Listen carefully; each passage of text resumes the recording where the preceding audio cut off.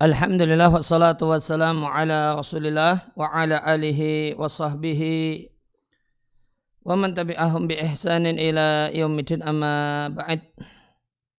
Kaum muslimin dan muslimah rahimani wa rahimakumullah, sebelum kita lanjutkan membaca dan mentelaah hasyiah Thalathatil Usul, ada beberapa catatan tambahan yang ingin disampaikan berkenaan dengan pertemuan yang lalu.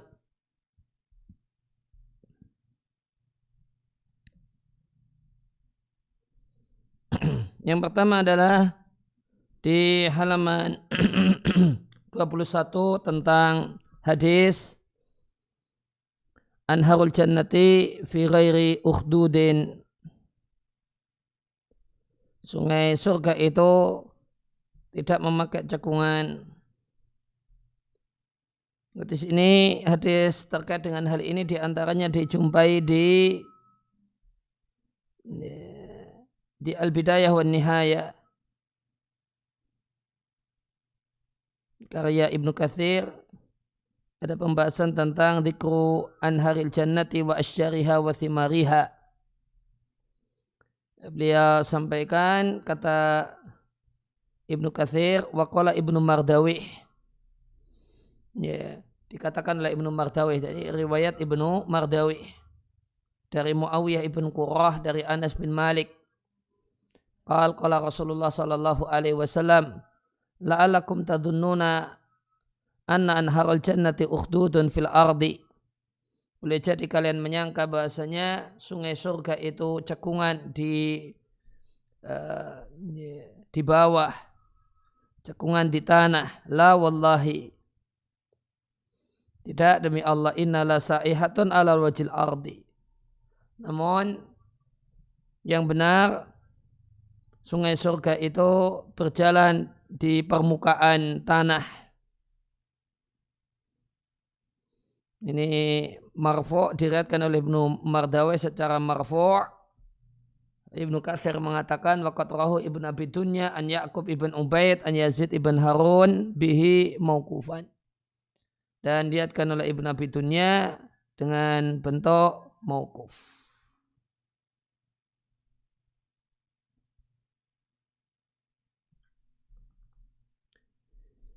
Ya, kemudian catatan yang kedua yang kemarin dijanjikan berkenaan dengan makna mawaddah. Ya, berkaitan dengan halaman 19, ya, maka dilarang mualah,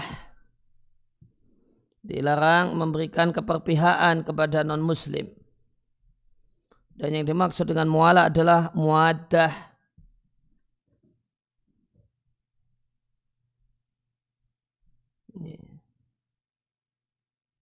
Nah, apa itu muaddah yang terlarang? Maka bedakan antara muaddah dan mawaddah.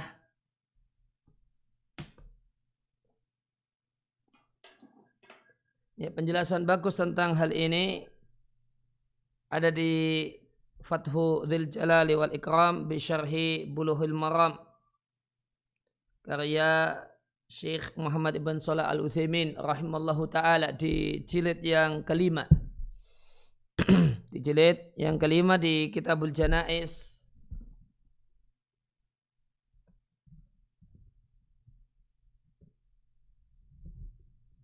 Di pembahasan hadis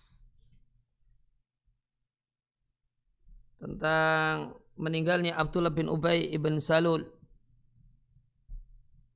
Maka tatkala Abdullah bin Ubay bin Salul meninggal, anaknya yang merupakan seorang yang beriman datang menemui Nabi dan mengatakan, wahai Rasulullah, berikan padaku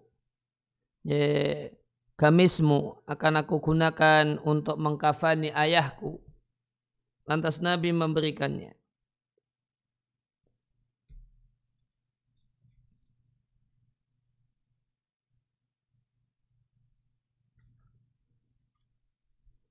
Di kandungan hadis ketika membahas hadis ini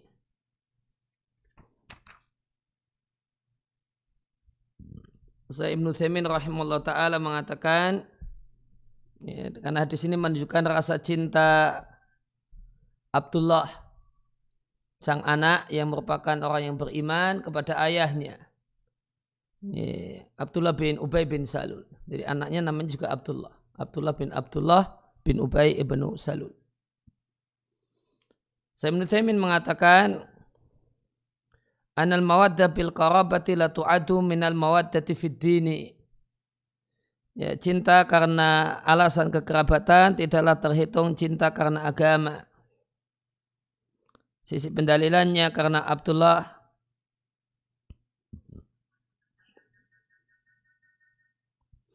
itu meminta ya, gamis Nabi untuk ayahnya, tidaklah meminta gamis Nabi untuk ayahnya kecuali karena rasa cintanya. Rasa cinta dan keinginan agar Allah meringankan siksaan untuk ayahnya.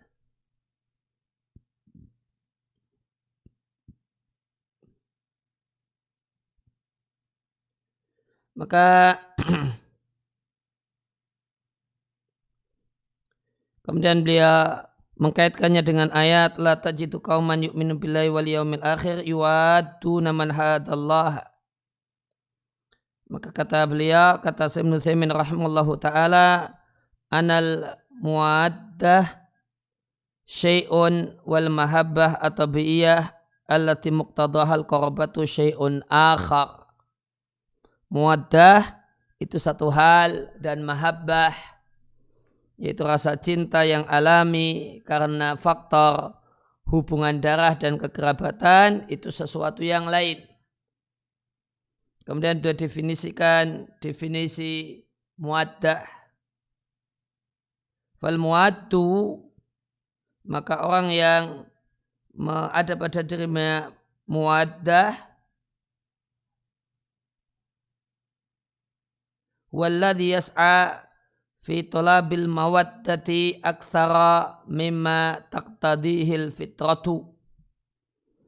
Orang yang berupaya untuk mendapatkan simpati dan cinta orang lain lebih dari tindakan yang perlu dilakukan secara normal dan wajar. Maka itu namanya muwaddah. Jadi upaya agar mendapatkan simpati dan cinta lebih dari apa yang menjadi kewajaran. Artinya kalau sekedar biasa saja, standar, biasa, standar, wajar, umumnya, nah itu namanya mahabbah. Ya umumnya anak sama ayahnya demikian. Wajarnya anak kepada ayahnya demikian. Padahal ayahnya non muslim. Namun kalau masih wajarnya, layaknya, normalnya, standarnya, itu masih mahabbah tabi'iyah. Tapi kalau yang disebut dengan yuwaduna man hadallah wa rasulah, itu tindakannya lebih dari wajar, lebih dari normal, lebih dari standar, lebih dari umumnya.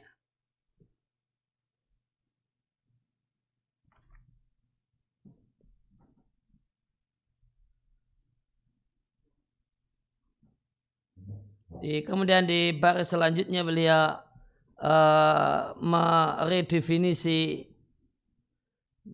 tentang hal ini dengan beliau katakan wal muwaddatu bima'na ayat luba wuddahum wa yas'a ilaihi bi kulli wasilatin. Yang namanya muwaddah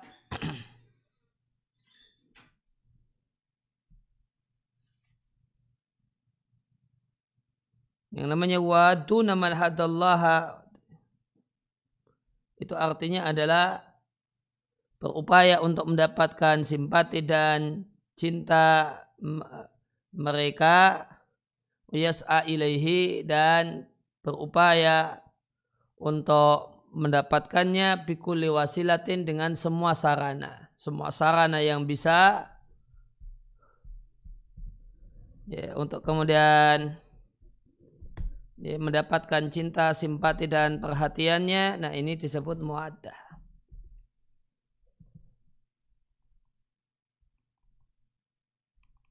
Jadi kalau di tempat kita mungkin muaddah itu, ini gambarannya seperti orang yang jatuh cinta gitu ya. Ini jatuh cinta, ada laki-laki jatuh cinta dengan seorang perempuan. Kemudian perempuannya nanggapinya biasa saja. Nah, kemudian si laki-laki ini memperjuangkan. Nah, ini memperjuangkan. Ya, maka kegiatan memperjuangkan itu ya itu yang muaddah. Semua sarana dipakai, melakukan hal-hal yang lebih dari wajar, normal, umumnya. Nah, itu mungkin gambaran muaddah demikian.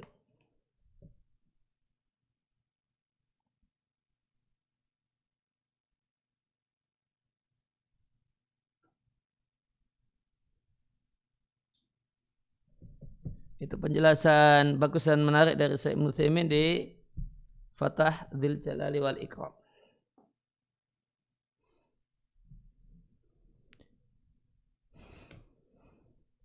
Dan dengan ini buka penjelasan beliau juga bisa dipakai untuk membaca penjelasan yang lain.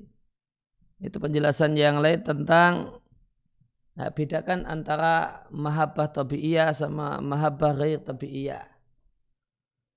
Ya, atau mahabbah syar'iyah. Ya, kalau mahabbah tabi'iyah tidak boleh, mahabbah syar'iyah, mahabbah hadiniyah. Nah, itu yang tidak boleh untuk non-muslim.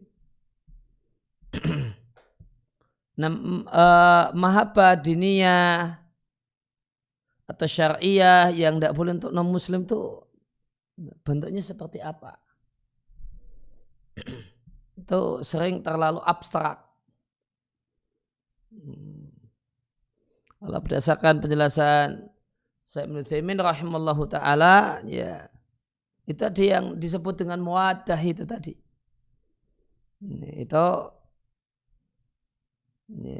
Itu berarti mahabbahnya mahabbah diniyah. Mahabbahnya sudah mahabbah syar'iyah. Dan ini ketika ini ditujukan kepada non-muslim, ini tidak boleh.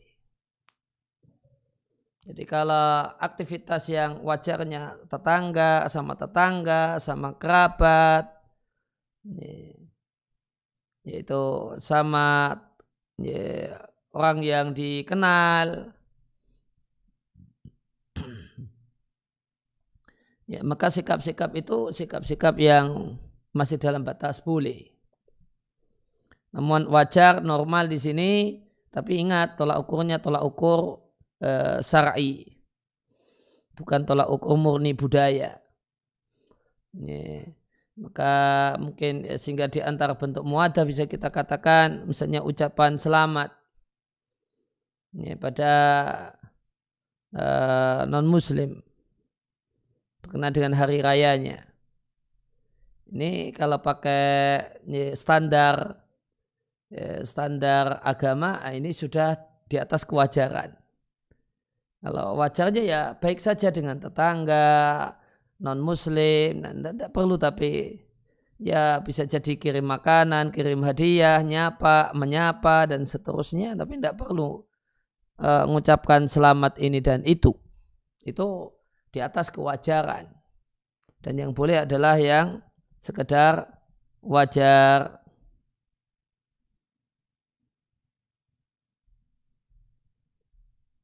Kemudian kita lanjutkan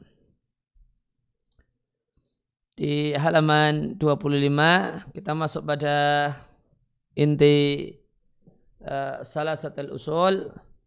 Qala al-musannif rahimallahu ta'ala fa idza qila laka, jika ditanyakan kepada Anda, ditanyakan kepadamu, apa itu 3 hal mendasar yang wajib atas setiap muslim atau setiap orang untuk mengetahuinya, maka sampaikanlah sebagai jawaban kepadanya, yang jadi maka 3 hal tersebut adalah pengetahuan seorang hamba tentang Rabbnya, agamanya dan nabinya Muhammad sallallahu alaihi wasallam.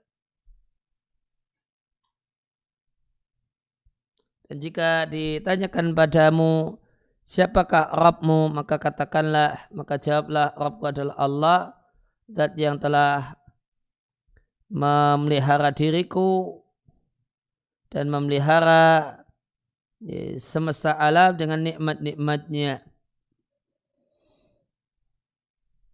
Dan dia adalah sesembahanku dan aku tidak punya sesembahan selainnya. Penjelasannya di hasyiah disampaikan oleh penulis rahimallahu ta'ala, jika ada orang yang bertanya kepada Anda dengan mengatakan kepadamu, apa itu 3 hal yang mendasar yang wajib atas setiap mukallaf untuk mengetahuinya, kemudian mengamalkan konsekuensinya.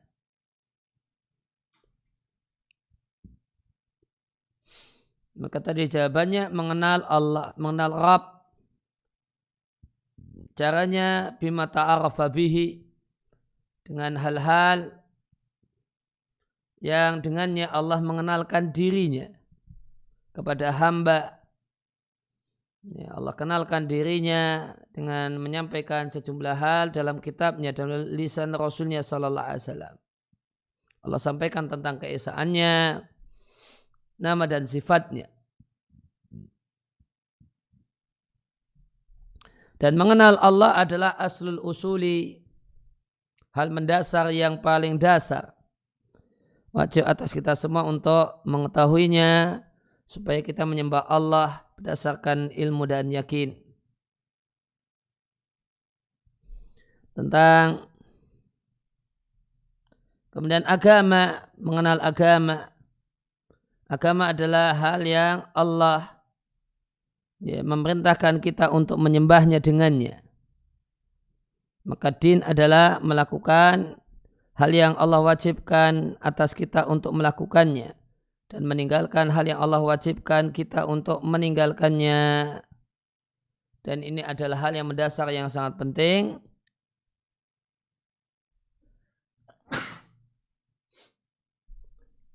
Wajib atas kita untuk mengetahuinya. Kemudian mengenal Nabi. Fa'inna, maka sang Nabi adalah perantara antara kita dengan Allah Azza wa Jalla, yaitu perantara dalam menyampaikan pesan, pesan-pesan kerasulan. Dan tidak ada jalan bagi kita untuk mengenal agama. Yang agama tadi adalah mata abadana bihi, hal yang Allah memerintahkan kita untuk beribadah kepadanya dengannya.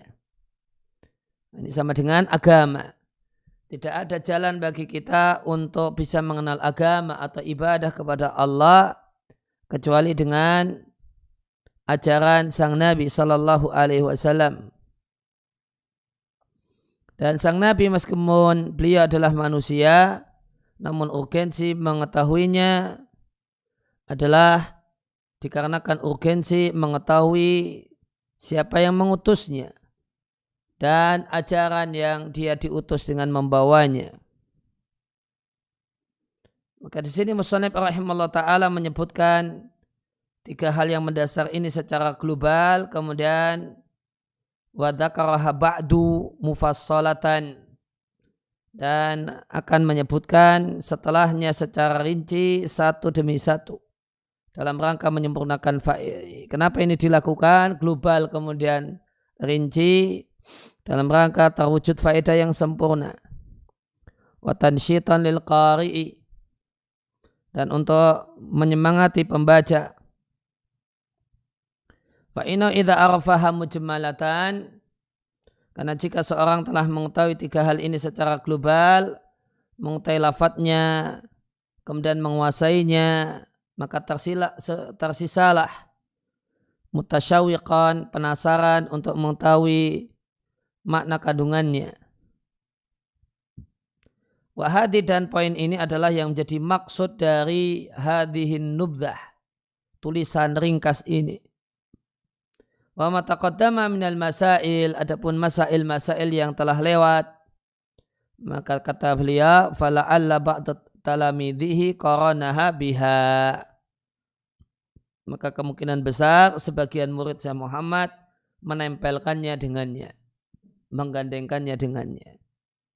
Maka di sini disampaikan oleh penulis Hasyiah bahwasanya pembahasan yang lewat tentang arba'u masail, salasu masail, kemudian risalah tentang Hanifiyah, itu adalah bukan bagian dari salah satu usul, namun kemungkinan besar ya, itu adalah risalah yang lain, buku tersendiri, namun ditempelkan oleh sebagian murid, kemudian populer dengannya.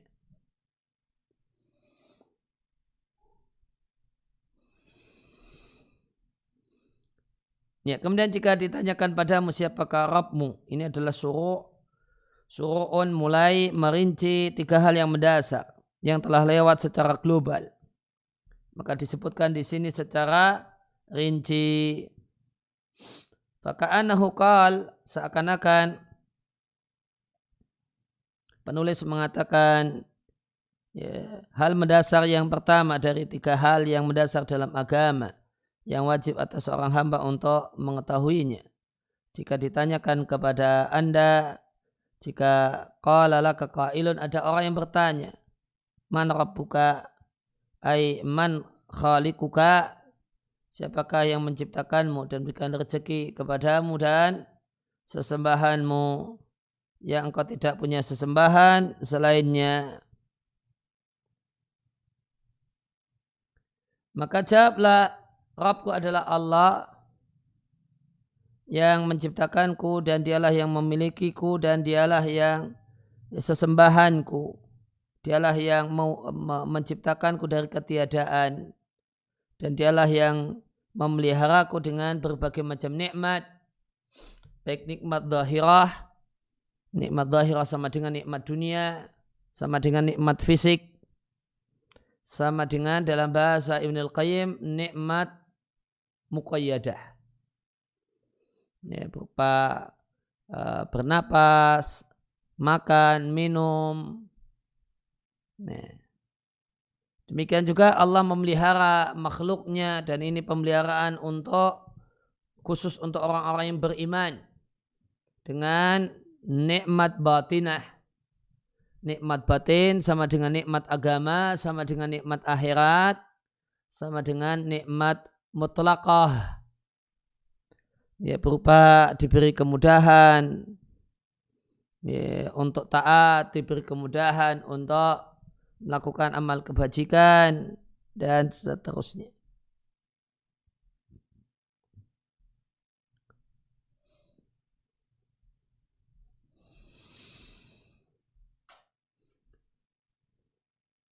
Dan merawat seluruh semesta alam dengan nikmat-nikmatnya, artinya menciptakan mereka dari ketiadaan dan memberikan asupan pada mereka dengan berbagai macam nikmat. Dan nikmat-nikmat Allah itu tidak bisa dihitung, sebagaimana firman Allah Ta'ala, jika kalian menghitung nikmat Allah, kalian tidak akan mampu menghitungnya.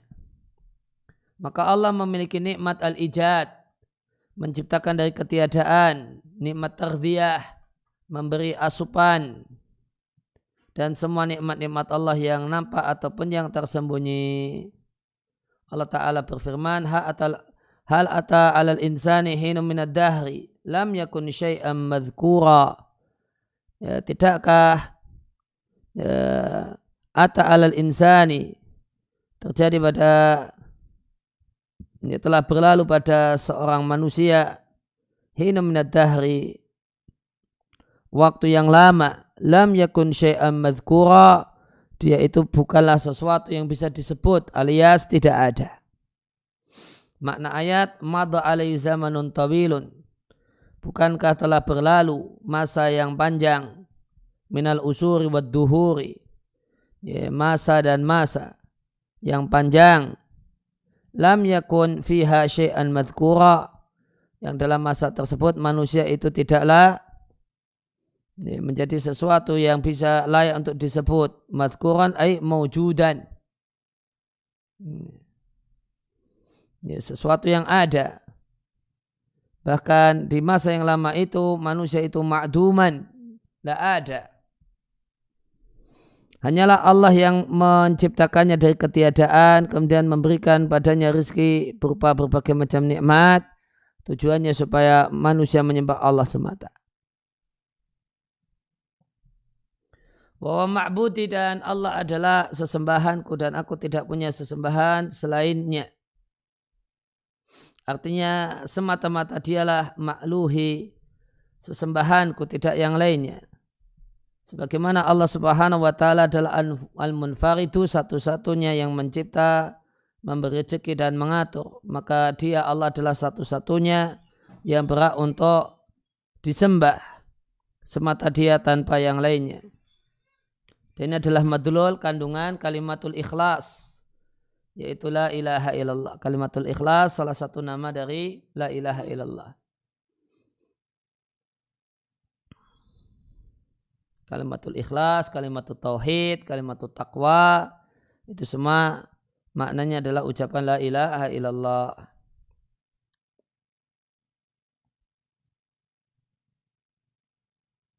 Wa dalilu qauluhu ta'ala, dan dalilnya firman Allah Ta'ala, alhamdulillahi rabbil alamin, segala puji milik Allah Rabb semesta alam, wa kullu man siwallahi alamun, dan segala sesuatu selain Allah adalah alam.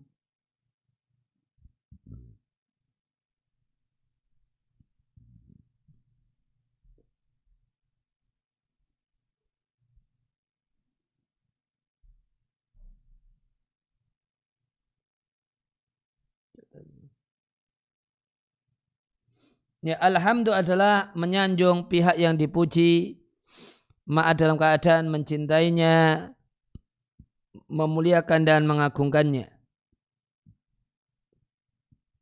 Sedangkan Allah, nama yang mulia, yaitu maksudnya kata-kata Allah adalah alamun, nama untuk Rabb kita tabaraka wa ta'ala yang tidak boleh bernama dengannya selain Allah. Rabbil alamin, ada Rabb, Rabb artinya pemilik dan sayyid, yang mulia. Dan Arab tidak boleh digunakan kecuali untuk Allah Ta'ala. Dan di sini Rabbul alamin, Rabb mudhaf, alamin mudhaf ilaih. Yang dimaksud dengan alamin di sini seluruh makhluk. Dan ayat ini adalah ayat pertama dalam mushaf menurut tinjauan ulama yang menilai bismillah bukan bagian dari Al-Quran. Ya, maka alhamdulillah adalah ayat pertama dalam mushaf setelah basmalah dan akhir seruan penghuni surga. Wa fiha, dalam ayat ini terdapat keesaan Allah dalam bi jami'il khalqi, terhadap seluruh makhluk. Allah lah yang memelihara mereka dan memiliki mereka dan mengatur mereka dengan pengaturan apa saja yang Allah kehendaki. Dan dia Allah adalah sesembahan mereka dan mereka tidak punya sesembahan selain Allah. Kemudian di sini ada faedah penting. Fa inna rabba idza ufrida dakhala fihi al-ma'budu. Ini camkan baik-baik. Ini kaidah penting.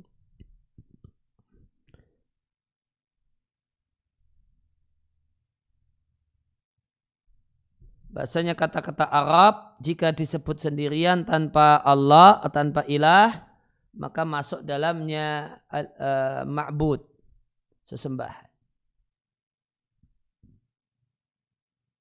Maka penulis Hasyiah menyampaikan bahasanya Rabb dan Ilah itu dua kata yang jika disebut keduanya dalam satu teks maka maknanya berbeda.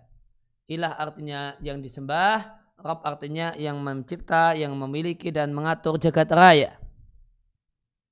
Tapi jika disebut Rabb saja maka terkandung di dalamnya ilah. Semacam man rabbuka, pertanyaan pertanyaan di alam kubur. Man rabbuka, maka Rabb di sini terkandung di dalamnya ilah, sesembahan. Innalladzina qalu rabbuna Allah summa istaqamu. Rabbuna Allah itu sendirian disebut sehingga terkandung di dalamnya makna ilah. Maka Rabb jika disebut sendirian tercakup di dalamnya al-ma'bud, zat yang disembah. Wal maliku al-mutasarrifu al-ma'budu wahdahu. Maka Allah adalah sang pemilik, sang pengatur dan sesembahan satu-satunya duna kuliman siwahu tanpa lainnya. Kemudian alamun jamaknya awalim atau alimun. Ya, karena wujud yang ada adalah dua, Rabb dan Marbub. Maka Rabb adalah sang pemilik subhanahu wa ta'ala. Satu-satunya al-mutafaridu birububiyati wal ilahiyati. Ya, satu-satunya Rabb, satu-satunya yang mencipta, memiliki dan mengatur, dan satu-satunya ilah. Dan yang dipelihara, yang diatur adalah alam. Wawa dan alam di sini adalah kuluman semua selain Allah, min jamil khalaiq, yaitu semua makhluk.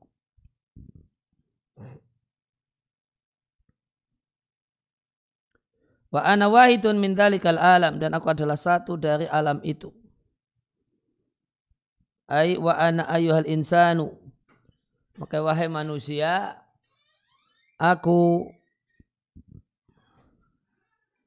adalah satu dari sejumlah makhluk-makhluk yang ada yang dipelihara.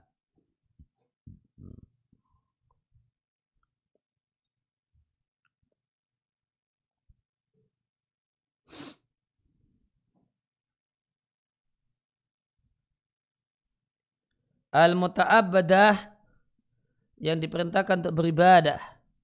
Bahasanya Allah semata, dialah sesembahannya semata.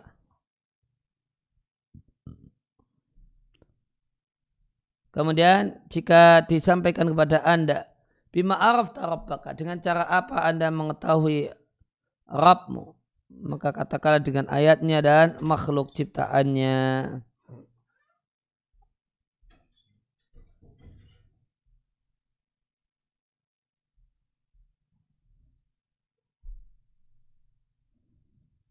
Artinya faida qala laka qail, jika ada orang yang bertanya, bima istadlalta bihi ala ma'rifatika rabbaka. Jika ada yang bertanya, dengan cara apakah engkau berdalil untuk mengetahui dan mengenal Rabbmu, sesembahan dan penciptamu, maka sampaikanlah, araftuhu, aku mengenalinya dengan ayat dan makhluknya yang telah Allah pasang sebagai dalil, sebagai bukti keesaannya. Dan keesaannya dalam rububiyah dan ilahiyah. Ayat jamak dari ayat, dan ayat artinya tanda dan penunjuk. Burhan, bukti, wal hujjatu, dan hujjah. Dan makhluk, wal makhlukan jamak dari makhluk. Itulah yang mewujudkan ba'dal adam, setelah ketiadaan. Ayat Rabb subhanahu artinya dalalatuhu, buktinya.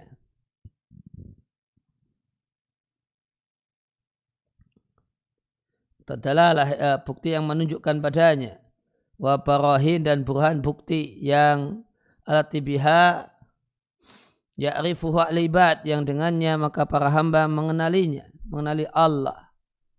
Dan mereka mengenal nama dan sifat Allah, mengisahkan Allah dan perintah dan larangan Allah.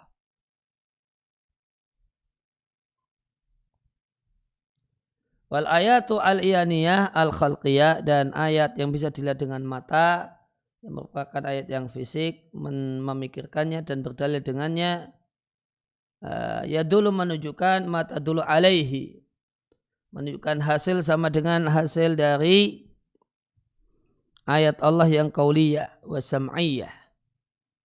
Ayat Allah berupa ucapan dan pendengaran.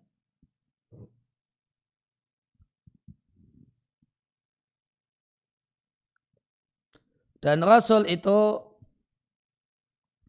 menginformasikan tentangnya dengan perkataannya yang dia sampaikan. Ya, dengan firmannya yang Allah firmankan. Inilah ayat qauliyah.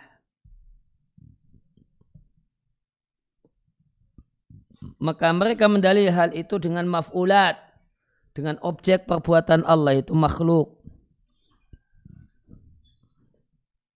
yang memberikan persaksian akan benarnya hal itu. Dan maf'ulat, maf'ul perbuatan Allah sama dengan ayat ayana yu'ayinu iyanan, iyaniyah.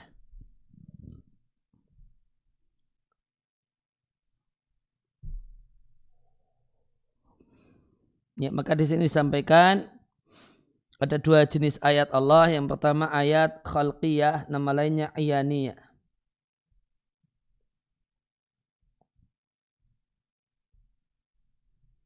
Kemudian ada ayat qauliyah syar'iyah.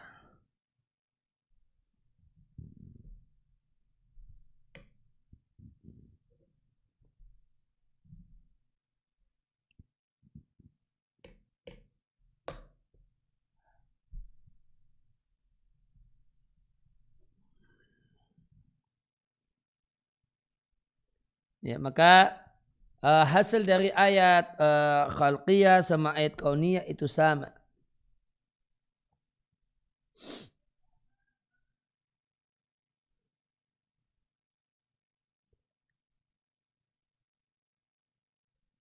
Wal aklu yajma'u baina hadi wa hadhihi, dan akal sehat menggabungkan antara kandungan ayat khalqiyah, ayat kauniyah dengan ayat syar'iyah atau qauliyah. Maka akal menegaskan benarnya apa yang dibawa oleh para rasul, sehingga ada titik temu persaksian yang diberikan oleh pendengaran dan penglihatan, akal dan fitrah. Dan segala sesuatu baik ayatnya ataupun makhluk ciptaannya.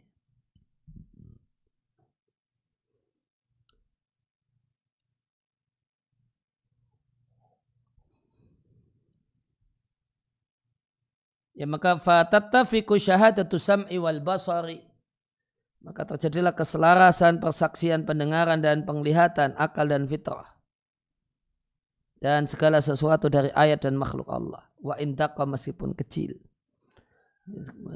Dalun, menunjukkan keesaan Allah dan Allah adalah satu-satunya Rabb. Sebagaimana perkataan penyair, fa wa ajaba kaifa yu'sal ilahu am kaifa yajahaduhul jahidu. Maka dosa betapa herannya bagaimanakah Allah itu didurhakai atau diingkari oleh orang yang mengingkari. Walillahi fi kulli tahrikatin wa fi taskinatin abadan syahidu.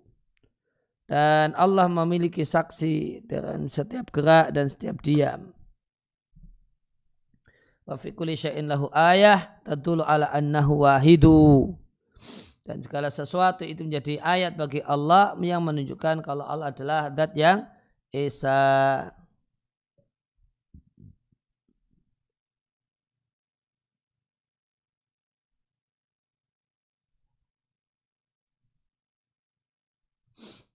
Wa qala al-akhar, dan penyair yang lainnya menyampaikan, ta'ammal fi nabatil ardi wangdur ila athari ma sana'al maliku. Uyunun min lujainin sakhisatun bi abasarin hiya adz-dzahabus sabiku. Ala qasbi zabarjat syahidatun bi annallaha laisa lahu syariku.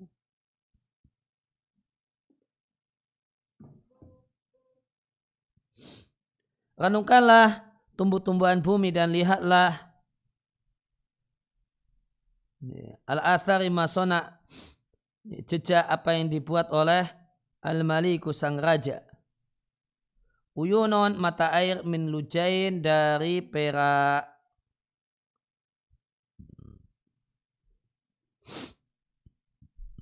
Sakhisat, yang punya sosok, bi absarin, dengan pandangan.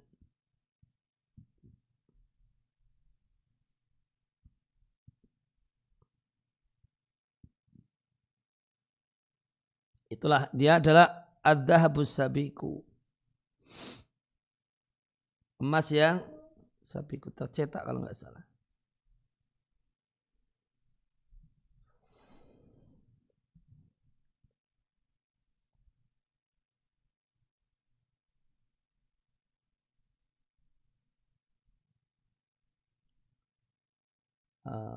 Bersabik al-khalis minal khubas, sudah bersih dari karat. Sabiku, emas yang sudah bersih dari karat. Di atas batang zabarjat memberi saksi bahasanya Allah tidak memiliki sekutu. Qalal akhar, dan yang lainnya mengatakan, ta'ammal, renungkalah sutur baris demi baris. Kalau artinya untuk tulisan, namun ini baris demi baris al-kainat, makhluk.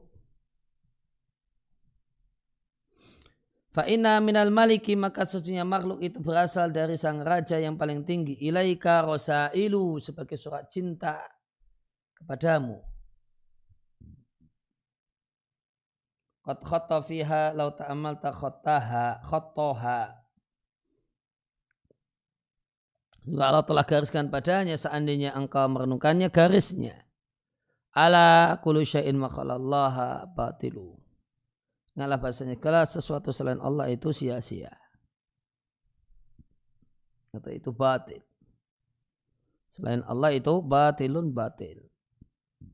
Maka terciptanya makhluk-makhluk ini adalah awdahu dalilin, dalil paling gamblang akan adanya sang pencipta Allah tabaraka wa ta'ala dan keesaannya sebagai satu-satunya Rabb, satu-satunya sesembahan. Wa na'rifu Rabbana tabaraka wa ta'ala aidan, dan kita juga mengenal Allah tabaraka wa ta'ala dengan kejujuran para sang Rasul sallallahu alaihi wasallam. Begitu dengan jalan-jalan yang menunjukkan hal itu, dan itu banyak. Karena Al-Quran dan Sunnah dan hadis penuh dengan hal itu. Kemudian kembali ke matan, wa min ayatihi, dan di antara tanda kekuasaan Allah adalah malam dan siang, matahari dan rembulan. Dan di antara makhluk ciptaan Allah adalah matahari, langit yang 7 dan bumi yang 7. Dan semua apa yang ada di antara keduanya dan apa yang ada di sekeliling langit yang 7 dan bumi yang 7, dan semua makhluk yang ada padanya dan apa makhluk yang ada di antara keduanya.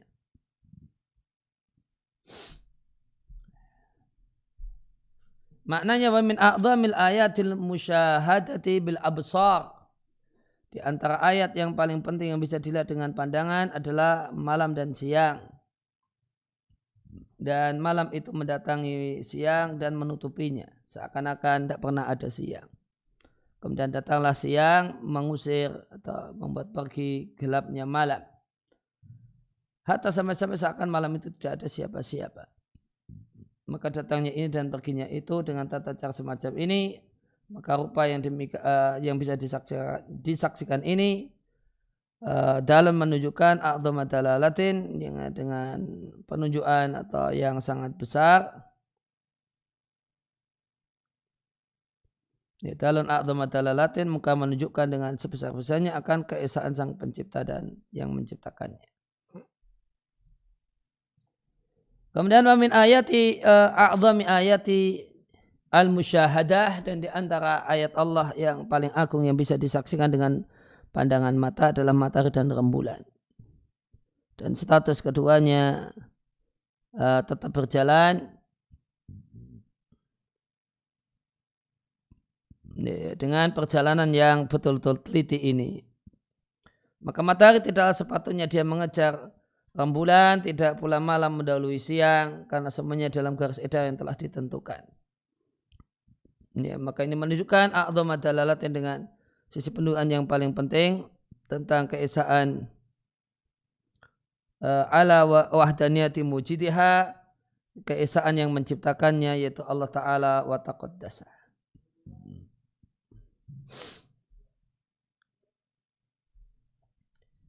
Kemudian wa min a'dhami makhluqatillah, dan di antara makhluk Allah yang paling agung yang menunjukkan keesaan Allah Ta'ala adalah langit yang 7 dan dia luas, tinggi, dan bumi yang 7.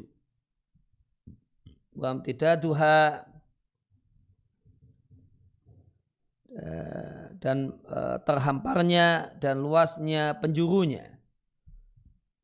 Dan apa yang terdapat dalam langit 7 berupa bintang-bintang yang terang dan ayat-ayat yang mencengangkan. Dan apa yang ada di muka bumi berupa binatang buas, wa ma fil ardina sab'i, dan apa yang terdapat di bumi yang berlapis 7 berupa gunung-gunung, wal bihar, dan lautan, dan berbagai macam makhluk berupa hewan dan tumbuh-tumbuhan dan semua yang ada. Dan semua apa yang ada di langit dan di bumi minal ahwiyah, apa ini ahwiyah, wasahab dan mendung dan yang lainnya, dalam menunjukkan akan keesaan Sang Pencipta Jalla wa'ala, dan dia adalah tafaruti satu-satunya yang mencipta dan mengatur alam semesta.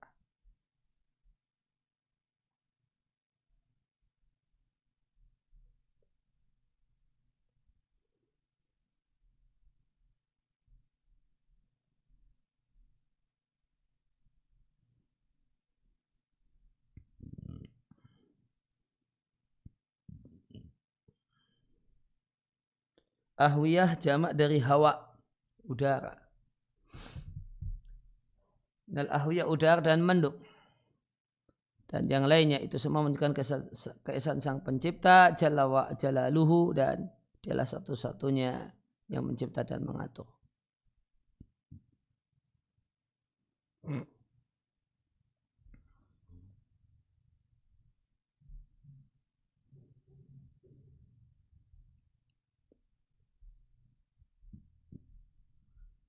Kemudian dalilu, dan dalilnya adalah firman Allah Ta'ala, dan di antara ayat-ayat Allah dalam malam dan siang, matahari dan rembulan. Janganlah kalian bersujud pada matahari, jangan pula pada rembulan, sujudlah kepada Allah yang menciptakan mereka semua, jika kalian betul-betul hanya menyembahnya.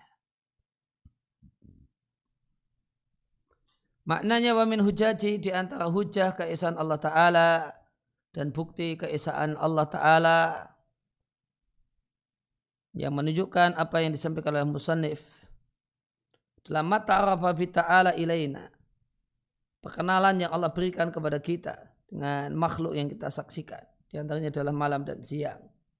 Datangnya ini dan perginya itu adalah tanda kekuasaan Allah dan hikmahnya yang menunjukkan keesaannya. Maka matahari dan rembulan adalah dua makhluk yang tunduk, yang terus menerus berjalan, yang menunjukkan keesaan Allah Ta'ala dalam mencipta dan mengatur.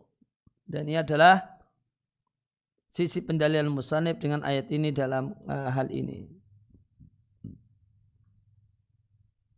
Maka janganlah bersujudlah kepada Allah, jangan sujud pada matahari dan rembulan, karena sujud adalah nihayatit ta'zim, puncak dari pengagungan. Matahari dan rembulan keduanya adalah makhluk yang mengatur tentangnya.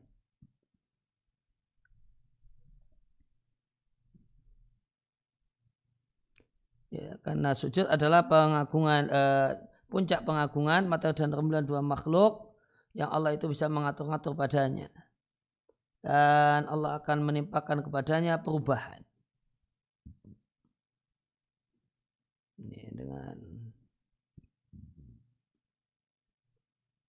maka keduanya tidaklah berhak untuk ayasjudalahuma,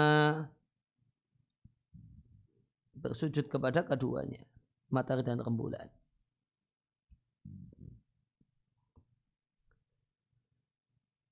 In kuntum iyahu ta'budun, ini adalah perintah kepada para hamba-hambanya untuk beribadah hanya kepada Allah semata.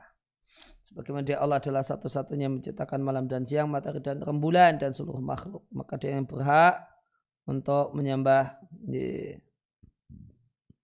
untuk beribadah sendirian tanpa ada sekutu baginya.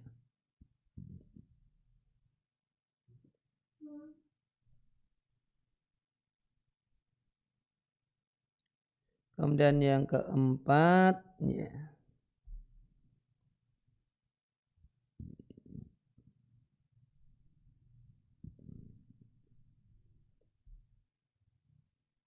Atau dicukupkan sampai sini.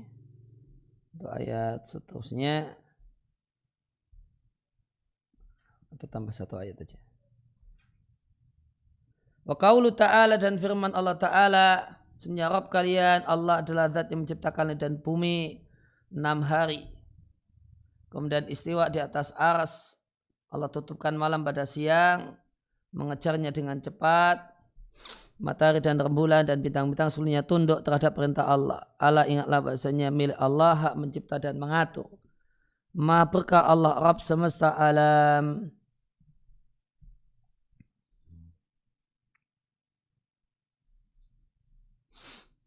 Maknanya wa min a'dhamid dalail, di antara dalil yang paling penting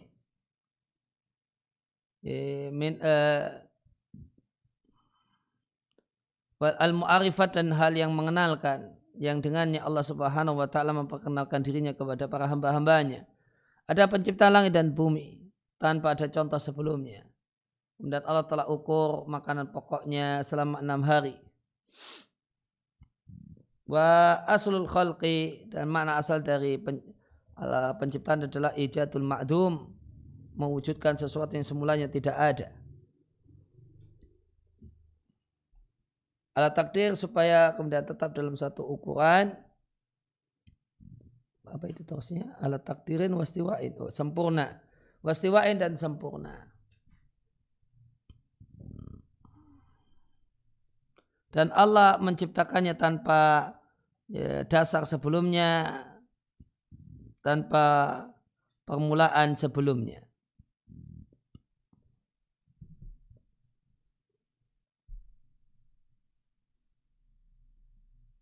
Allah Ta'ala berfirman, badi'us samawati wa ard. Badi' adalah penciptaan tanpa ada contoh sebelumnya. Fatirus samawati wa ard, pencipta langit dan bumi.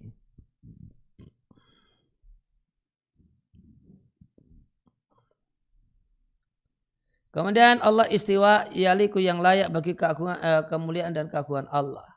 Imam Malik mengatakan istiwa itu sudah diketahui. Bagaimanakah bentuk istiwanya tidak diketahui, mengimaninya wajib, dan bertanya tentangnya bid'ah. Wahada, dan inilah yang dikatakan oleh salaf. Dan dalil kalau Allah di atas seluruh makhluk dan istiwa di atas arsy terlalu banyak untuk bisa dihitung. Dan kaum muslimin sepakat dengan hal ini. Yang kedua,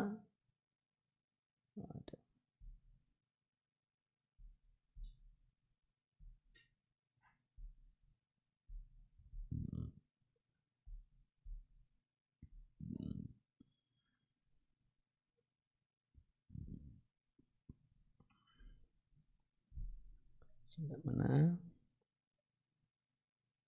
istiwa tadi ya. Catatan kaki 2, musakharat, mata rembulan dan bintang-bintang semuanya tunduk dengan perintah Allah.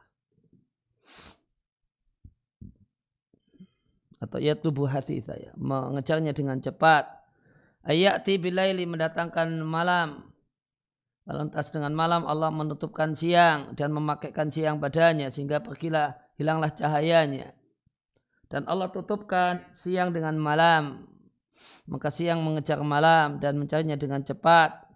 Dan tidak ada satupun yang menjadi jeda di antara keduanya.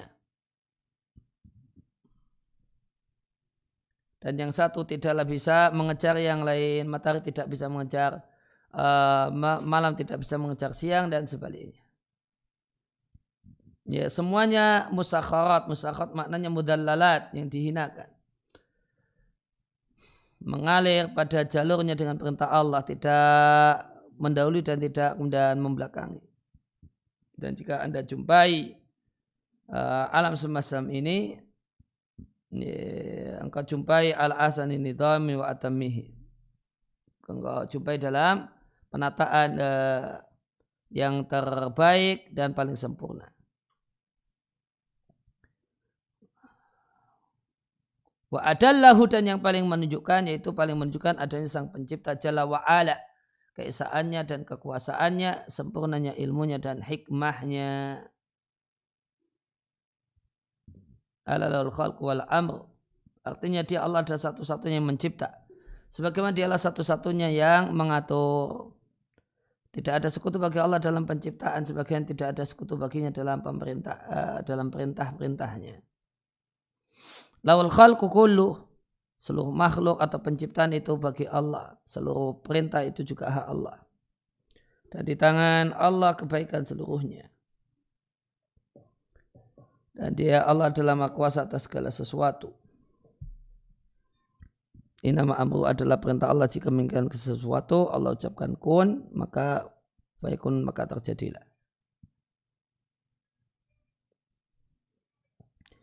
Tabarakallahu rabbul alamin, maknanya balagha fil barakati nihayataha, keberkahannya sudah sampai puncaknya.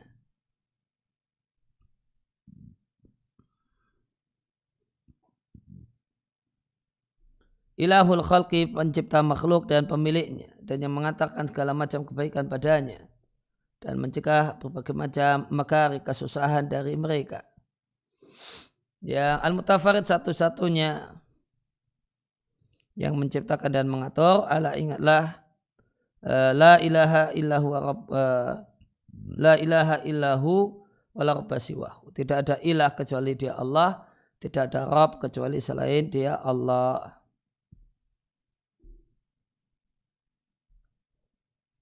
Ya, demikian yang dibaca di kesempatan pagi hari ini. Kebiasaan kita Sabtu Ahad adalah ada sesi tanya jawab, namun khusus untuk Sabtu ini ditiadakan. Nanti insya Allah kita disatukan dengan hari Ahad esok pagi insya Allah ta'ala. Demikian, wassallallahu ala nabiyina Muhammadin wa ala alihi wasallam wa ruda'wana alhamdulillahi rabbil alamin. Subhanakallahumma wa bihamdika asyhadu an la ilaha illa anta astaghfiruka wa atubu ilaik.